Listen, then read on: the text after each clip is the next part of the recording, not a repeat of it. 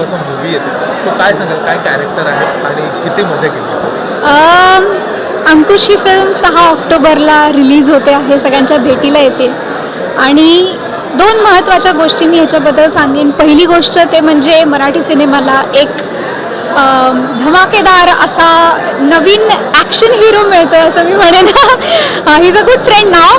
पण दीपराज बद्दल मी काय सांगू, I am very happy to work with him. मला खूप खूप मजा आली दीपबरोबर काम करताना, कारण खूप सिन्सिअर आहे, खूप मनापासून काम करतो. पहिली फिल्म आहे, माझी पहिली फिल्म होती, तेव्हा काय दडपण असतं हे मी समजू शकते.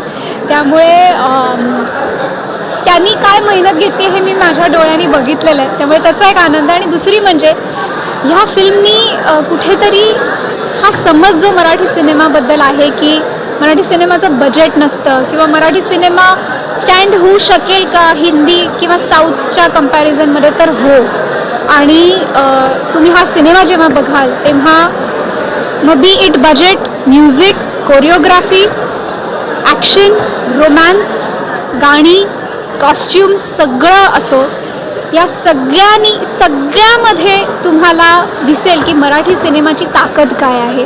त्यामुळे मला ॲज रावी हे माझं कॅरेक्टर आहे. एक खूप सुंदर लव्ह स्टोरी आहे आणि कुठेतरी रावी अंकुशला कशी राईट ट्रॅकवर ठेवण्याचा प्रयत्न करते या फिल्ममध्ये.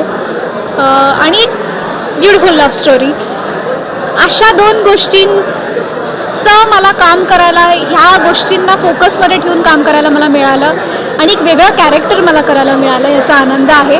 त्यामुळे आय एम हॅपी.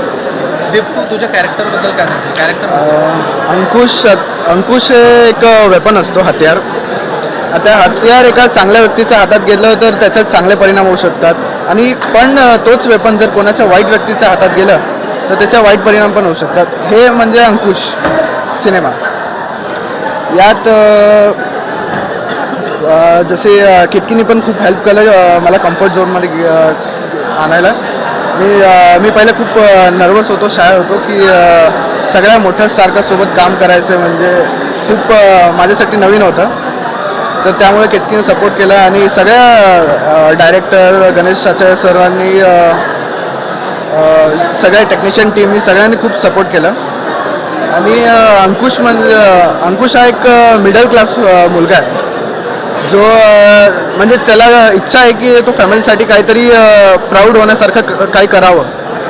पण त्याच्या लाईफमध्ये एक इन्सिडेंट होतो की तो एक वाईट मार्गाला चालायला लागतो. तो आता वाईट मार्गावरून परत कसं चांगल्या मार्गावर येतं आणि सगळ्या कसं सपोर्ट करतात त्यांनी त्याला, आणि कसं तो परत म्हणजे एक चांगल्या मार्गावर येतो आणि कोण त्याचा मिसयूज करतं ते सगळं एक अंकुश मूवीमध्ये दाखवलं आहे.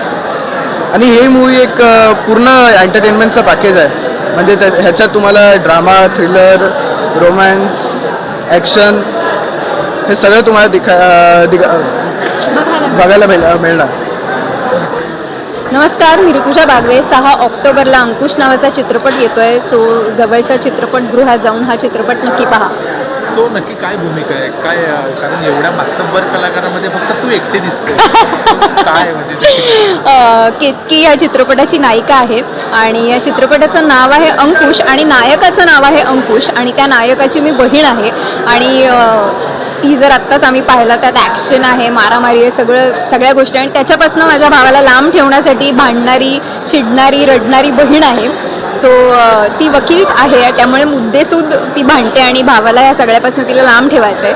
सो भावा बहिणीचं नातं पण ह्यात पाहायला मिळणार आहे आणि तिचा पूर्वीचा एक प्रियकर आहे. सो ती वाली केमिस्ट्री पण पाहायला मिळणार आहे. ओके.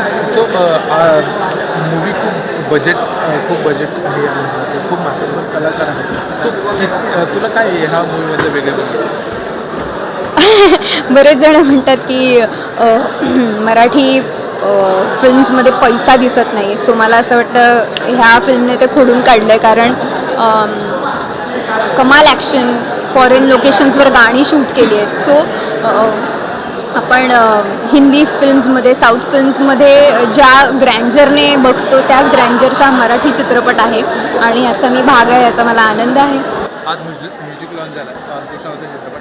काय रोल आहे तुझा, काय सांगतो? मी या चित्रपटामध्ये एक म्हणजे हिरोची फॅमिली आहे, त्याच्यातला त्याचा एक मोठा भाऊ आहे आणि त्याचा रिलेटिव्ह आहे मी. आणि त्याला त्याचा असं समजूतदार आहे जरा तो, असं म्हणजे जास्त ॲरोगंट नाही आहे किंवा काही नाही आहे, समजवतो तो सगळ्या गोष्टी, तो मॅनेज करतो व्यवस्थित. तर मी जसं आहे थोडंसं मस्तीखोर आहे, मला जरा मस्ती करायला आवडते किंवा मजा करायला आवडते. त्याच्यापेक्षा वेगळं कॅरेक्टर चित्रपटामध्ये आमचे डिरेक्टर निशांत डापसे यांनी मला दिलेलं आहे.